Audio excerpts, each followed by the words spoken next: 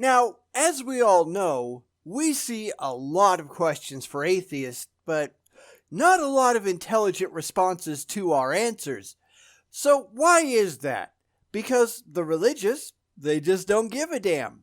They are using us for their own nefarious purposes, and they think that we don't see it. Well, we do. Some of us do anyhow. I can't speak for everyone. So let's go answer a couple of questions and see why it's ultimately a complete waste of our time. Coming up next.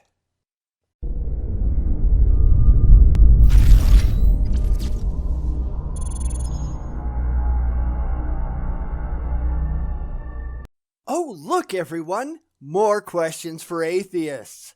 However, we're going to use this video as an educational tool for why most theists aren't really serious when they purport to ask atheist questions. It's not about our answers, because they just don't care. It's all done for personal gain after all. It's never done for curiosity. So today's video comes from a channel called Stir&Fry, and none of it really matters. However, it is a teachable moment, so let's get to it. Welcome to Stir&Fry. I've been thinking about 3 questions I'd like to ask atheists, that is, people who don't believe in God. And that's fine because I'm sure I can answer them. I always can. Everybody can. It's never something that atheists can't answer. The problem is, nobody actually wants answers from atheists. Nobody is really asking these questions for atheists to answer. They're asking them as a means to reinforce the faith of the already faithful, to whom they are intending the videos to be watched. Because that's who subscribes to these channels. It's not atheists, it's theists. And as we know from the dozens and dozens and dozens of similar videos that we've done already, that the theist virtually never shows up in the comments to interact with the tons of atheists who invariably answer these questions, because they really don't care what we have to say on the matter. And that's kind of surprising for people who are supposedly asking questions of atheists, right? But let's see what his 3 questions are and see why they're really not meant for us. These aren't meant to be gotcha kind of questions. I'm just genuinely interested in your answers, so feel free to write your answers in the comments below the video. And guess who hasn't responded to any of those comments at the time that I'm making this video? You guessed it, the theist. This is not intended to start a conversation. It's just a way to waste time and make the religious feel better about all the silly things that they believe. And that's hardly a surprise. They are utterly terrified to talk directly to us, to have a real back and forth conversation, because we might have something that would change their minds, and they can't have that, right? I'm kind of surprised that this guy hasn't closed his comments, as many religious channels do. It's kind of dangerous to let atheists have access to their audience. But I guess I'll just be another atheist who takes on these 3 questions and bats it completely out of the ballpark. So let's see what he's got. So without further ado, here's question 1. Where do you find meaning in life? From myself. I mean, where else would I find it? And immediately you notice he's going for fifis, right? No intellect, it's straight to emotion. Well, what about your feelings? Well, who cares about feelings? This is about reality. Meaning and purpose can only rationally come from one and only one place, and that's yourself. It's not like some random stranger can just call you over and say, "Hey, you, this is now your purpose in life. Now, get out there and live it." Yeah, bullshit. I decide what I'm going to do with my life and how I'm going to think about doing it. Nobody else has that power, not even their imaginary friends. And if you notice, the religious really don't like that idea very much. They're utterly terrified of having the responsibility, well, for anything really, but they really don't want to actually have to make the big decisions that actually matter in their lives. Better to leave it to some imaginary spook in the sky to tell them what to do. Because these people are children. But anyhow, please continue. What matters most to you? What are the things that matter most to you in your life? This is probably a good question for all of us to reflect on. Indeed it is. But to be honest, what does that have to do with being an atheist, since he admits that it's something that everyone ought to do? And this is the kind of thing that I see quite often from the religious, to be honest. There are forums and subreddits and other things out there that are dedicated to asking atheist questions, and the religious will often show up and ask about things that have absolutely nothing to do with religion, or the lack of religion as it stands. I mean, what's your favorite color kind of thing. Well, who cares? I honestly don't give a shit what some Hindus think about architecture. Why would they give a damn what I think about color or food or anything else? What makes a specific religious demographic's views mean a thing, especially when it comes to things far beyond their purview? I don't know, I just don't get it. So what is the point of this question aimed at atheists if everyone ought to answer it regardless?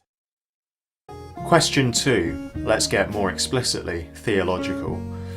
If there is a God, what would he have to do to prove his existence to you? I'll give you the same answer that I always do. If there is a God, and that's a big if, then that God ought to know what it would take to convince me of its existence, and because I remain unconvinced, that means that either there is no God, or that God doesn't want me to believe. I'm not about to argue with any deity who doesn't care if I believe, thus I remain an atheist. Now, I admit that most theists don't find answers like that very satisfying, mostly because it gives them nothing to go after, and that's kind of the point. Most religions teach that it's not really the job of believers to change anyone's mind. That's something reserved for their deities. They're just supposed to run around and be annoying about it, exercising the Great Commission or whatever it is in their particular belief system, but ultimately, the hard bit is God's, so they don't have to feel bad when they inevitably fail. Again, this is all about feelings, not facts. It's not about actually accomplishing anything worthwhile, because they don't actually care about any of that. Yet they have no good explanation for why God fucks up so often. If God supposedly wants everyone to believe, then why are there an increasing number of non-believers on the planet? Shouldn't it be going the other way? That's a question that the religious don't have a good answer for. Well, God works in mysterious ways. Yeah, that's one of their go-tos, and it's just complete nonsense. Question 3. Do you want the Jesus story to be true? What I want doesn't matter. If it's true regardless of my feelings, and if it's false, no matter what you want to be true. It's not about us, it's about reality. And that's something that the religious seem to have a huge problem getting through their heads, if you notice. Religion is all about emotions. It's about what you wish were so, not what actually is. And that's doing absolutely everything intellectually wrong. But like I keep saying, they don't care, because this isn't about having a close personal relationship with reality. It's about getting a feel-good chemical drip in the brain. Their intent is not the same as ours by and large. It's why they spend so much time talking past the non-religious, because they have no clue what we're actually looking for. Because again, they just don't give a damn. And that's kind of a problem. You may know the Jesus story already, you may think you know the Jesus story already. I'm sure I know it better than you do. I find that the religious, even the so-called experts, really don't know what the Bible actually says. They know the stories that they've been told about the Bible. They know the ad hoc rationalizations that they've put the Bible through to get to the emotion-laden conclusions that they want to reach. But the actual story, the one that's there in black and white with all of the made-up interpretations swept aside, most of them have no clue what that actually is. It's when the Bible is laid bare with only the corroboratory evidence that history, science, and logic are added in, that's when the whole thing completely falls apart. And they can't have that, of course, so they just ignore most of it. They have to have their fifis coddled after all, and that's why they have to rely on faith, not facts. Because facts are scary.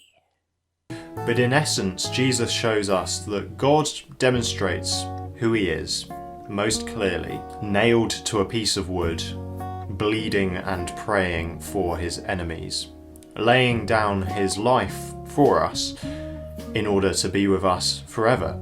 Well, that's the story. That's where the religious start to go entirely sideways, though. They simply have faith that the story is true, whatever version of the story they happen to concoct in their own tiny little heads, without asking whether any of it is actually defensible. Because they just don't care. It's why the first question I ask when these unjustified claims come out of their mouths is how they actually know that any of the things that they profess, how do they know any of it is true?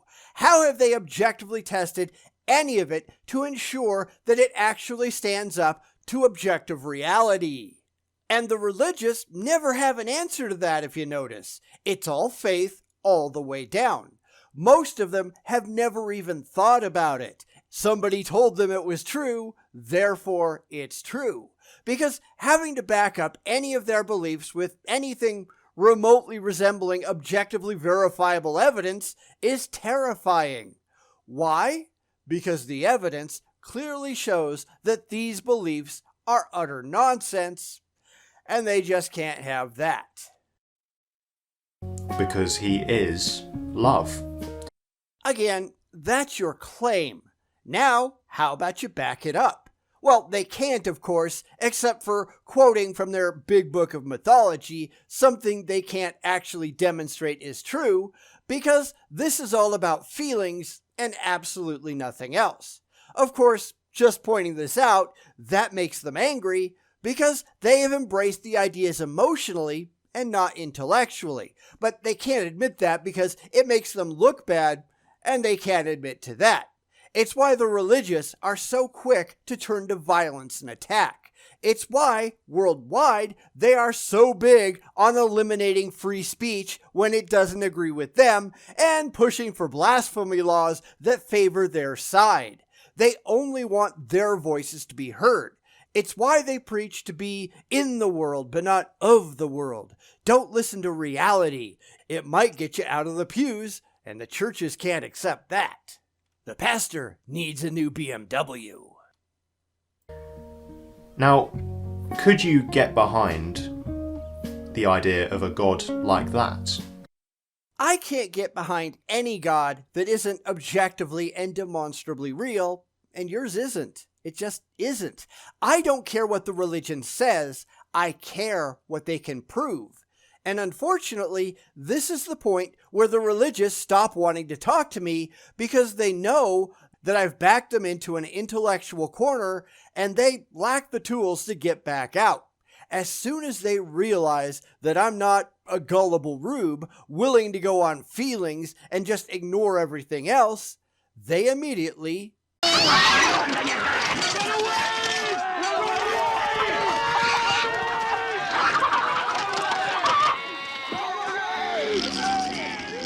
Would you want to believe in a God like that? What I want is completely irrelevant. That's something they really seem incapable of dealing with. It doesn't matter what I want. It doesn't matter what they want. It doesn't matter what I feel or what they feel. It matters only what is objectively true.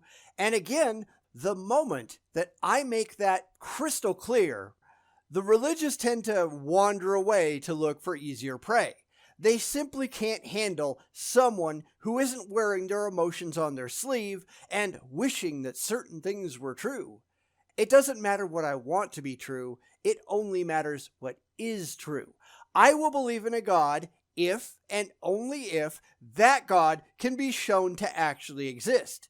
And I don't really care what kind of a God it is. Real is real. It could be the most evil, cruel, and pernicious deity ever imagined, but if it's real, I will believe that it's real. I probably won't worship it. I'm not a weak-spined idiot who goes, "But God is powerful, so I have to kiss its ass."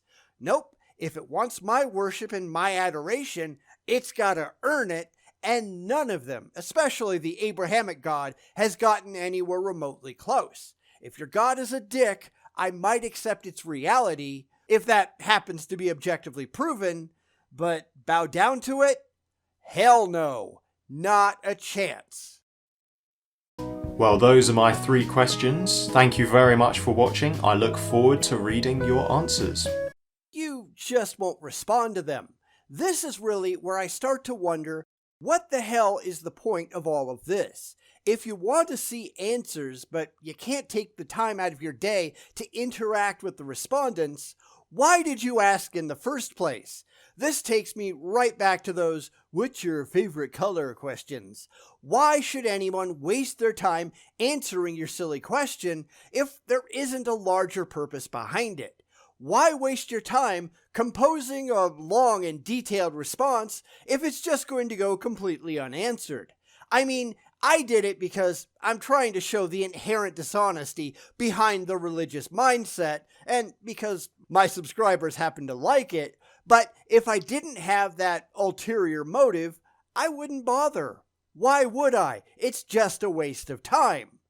But he doesn't really care. He's just harvesting non-religious responses as an offering to his religious audience. It's just another video designed to gather clicks. I don't do that. I never have, and I never will. I have conversations. I respond to the overwhelming majority of the comments on all of my videos, no matter what perspective they come from. The religious, by and large, they don't do that because they don't care. They're not paying attention. They're just throwing shit out into the wind and hoping some of it gets somewhere that'll give them money. And that's kind of pathetic when you think about it.